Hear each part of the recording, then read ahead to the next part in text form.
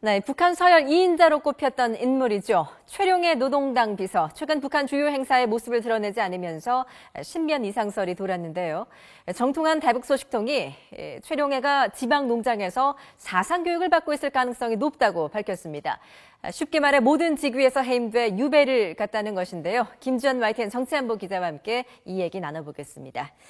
어서 오십시오. 안녕하세요. 예, 정통한 대북 소식통에서 나온 얘기라고 하는데 그야말로 유배를 갔다는 건가요? 그렇죠. 그렇게 혁명화 과정이라는 북한에서는 씁니다. 근데 최룡해라는 인물이 과거 두 차례도 이미 이런 과정을 거쳤어요. 그러니까 고위 중이고 빨치산 2세대 김씨 일가에서부터는 굉장히 충신 가문의 일원이기 때문에 우리가 말하는 처형이나 그보다 강도 높은 굉장히 강제 노동 수용소에 보낸다 그 정도까지는 아니지만 어쨌든 본인으로 하여금 반성의 시간을 주겠다라고 해서 혁명화 교육을 시킨다 이렇게 오늘 보도가 되고 있습니다. 예, 그 반성 교육이 언제까지 이어질지도 관심인데 사상 교육을 받고 난 다음에는 복귀를 하게 되는 거죠?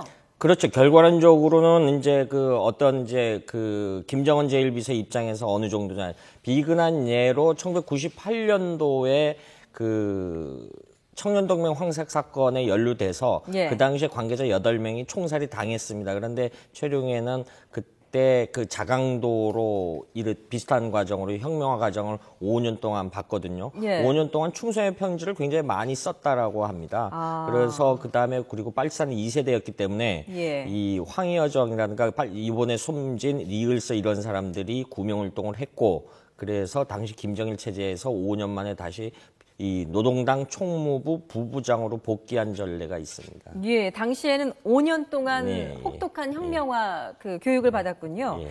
이번에 혁명화 교육을 받게 된 이유, 배경도 궁금한데요. 지금 오늘 나오는 거 보면은 며칠 전에 저희가 3일 전에 YTN이 이 최룡해 신병 이상설 관련해서 근신 중이다라고 보도를 한 적이 있습니다. 그 연장선에서 보면은 청년동맹 관련해서 무슨 과거가 있는 것 같아라고 했는데 사실 최룡해의 정책 기반은 청년동맹입니다. 과거에는 1996년 이전에는 사로청, 사회주의 청년동맹이라고 그래서 준말로 사로청이라고 했는데 한 4,500만 명 된다 그러죠. 이 부분에 대해서 어떤 과거가 있지 않냐라는 거로 추론해 볼 수 있는데 그 추론의 근거는 어떤 개인 비리, 돈 문제라기보다는 북한의 20, 30대들이 이제 장마당 세대들이 많이 늘어난다라고 하지 않습니까? 체제 이완 성격이 크죠.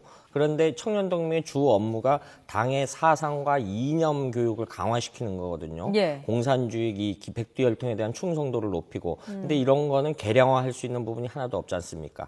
이런 부분에 대해서 이제 좀 소홀히 했다라고 측면에서 그런 책임을 묻지 않았나 이렇게 추론해 볼 수 있을 것 같습니다. 혁명화 교육, 그러니까 농장에 가서 일도 하고 반성문도 쓰게 되는 거라고 하는데 이게 강도가 어느 정도인가요? 글쎄요, 경우에 따르지만 우리가 과거에 연영무이라고 자강도당 책임비서 했던 사람들 이런 게 있고요. 우리가 쉽게 말해서 중국 공산당 보면은 이 등소평 같은 경우가 3번의 이제 비슷한 과정을 거쳤어요. 그래서 살아왔기 때문에 부동이라고 불리는 거거든요. 그래서 대북 소식통 중에 일설에는 최룡해 이 사람도 키가 굉장히 작아요. 키가 65 이렇게 정도 했는데 그래서 북한판 등소평 아니냐 굉장히 좀 지략이 있고 나름대로 이 어떤 지금 권력 내부에서 살아남기 위해서 이런 과정을 했기 때문에 2번씩이나 이른바 혁명화 과정을 거쳐서 살아온 전력이 있기 때문에 이번에도 역시 그런 측면에서 결국은 살아남지는 않겠느냐 이렇게 보는 해석도 있습니다. 결국에는 살아남을 거라는 관측이 높지만 사실상 최룡해라고 하면 빨치산 2대 대표 주자 아니겠습니까? 그런 만큼 이렇게 강도 높은 징계를 받게 된 배경도 좀 궁금해요. 그렇죠. 지금 같은 설명인데 지금 앞서 설명드렸듯이 최룡해라는 인물은 김씨 일가로서는 최고의 충신 가문이거든요.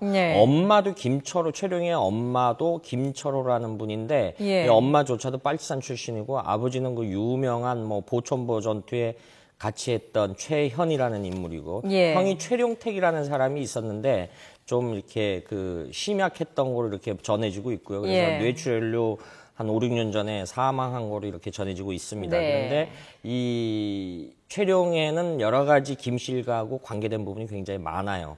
김정일의 이복 동생인 지금 폴란드 대사에 있는 김평일 대사와 평양 남산중학교 동기동창입니다. 동기동창이고 김경희한테는 누나라 그렇고 과거 예. 김일성한테는 큰아버지로 불러서 이렇게 관계가 있기 때문에 예. 이런 부분 때문에 어떤 과오가 뭔지 일부에서는 뭐 백두산 발전소 부실공사 때문에 책임을 묻지 않았느냐 뭐 예. 또 저희는 보도를 할 때 북중 관계 부분에 있어서 좀 소홀히 했다라는 부분을 예. 부각을 시켰습니다만은 어떤 여러 가지 요인들이 있었겠죠. 그런데 이 취재를 해보면은 이 도움 문제, 금전 문제는 아니었던 것 같다라는 게 여러 가지로 전해지고 있습니다. 그렇군요. 그러니까 이제 청년동맹 업무를 맡는 이제 바로 아래 간부들 같은 경우에는 장의위원회 포함이 됐고 예. 최룡해가 징계를 받은 이유 어떻게 보면은 김정은 체제 이후에 군부 길들이기, 그러니까 2인자 길들이기가 계속되고 있지 않았습니까? 그런 맥락에서도 측면도 굉장히 강하죠. 있을까요? 왜냐하면은 예. 지금 이영길이라고 군 참모장을 김정은 체제가 숙청을 해서 군부 세력을 대표자를 제거를 했죠. 예. 그다음에 장성택이라는 내각의 행정부의 어떤 자기 고모부를 차용하면서 했고 예. 혁명 2세대 지금 혁명 2세대 이번에 장의원 명단이 없던 게 오진화도 5일 정도 없어요. 예. 같은 이른바 또래 세대들인데 예. 그래서 일각에서는 황병서와 김원홍 라인이 이 이른바 빨산 2세대들을 견제하는 거 아니냐. 예. 그런 빨산 2세대들이 이선으로 후퇴를 하고 김정은이 4년차 체제에서는 그 대표주자인 그 김원홍과 그 황병서 그 밑에 또 따르는 세력들이 있죠. 우리가 그다음에 강석주라는 인물도 있고요. 김기남이라는 인물도 있고 이런 사람들은 원로고 해서 이런 세력고 또 어떤 세력을 재편하는 거 아니냐라는 그런 해석들도 많이 있습니다. 알겠습니다. 최룡해는 이제 북중 관계 소통 창구 역할도 했었고요. 중국 통 아니겠습니까?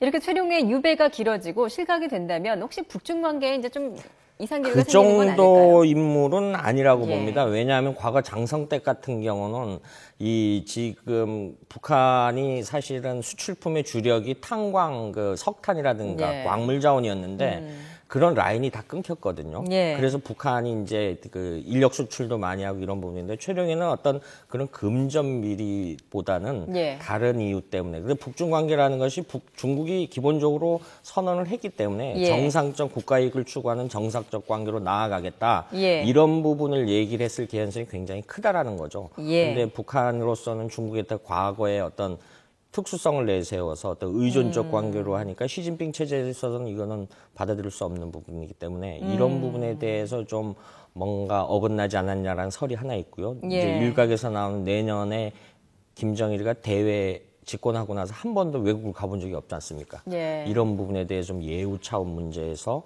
어떤 보장을 요구했는데 중국이 안 받아들였다. 예. 이런 개연성도 있습니다. 알겠습니다. 지금까지 신변 이상설이 제기됐던 최룡해 북한 노동당 비서의 유배 설과 관련한 이야기 나눠봤습니다. 김주란 YTN 정치안보 기자였습니다. 잘 들었습니다.